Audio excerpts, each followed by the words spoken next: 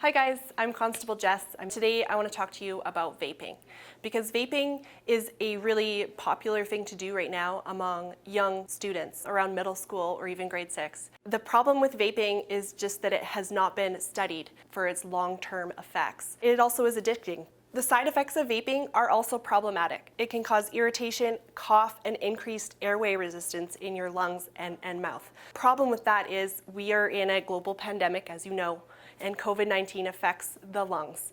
And I want youth and young people to be as prepared as they can to prevent and mitigate the risk of that disease. So if vaping affects your mouth and airways negatively, then my encouragement to you would be not to try it or to discontinue your use if you do try it.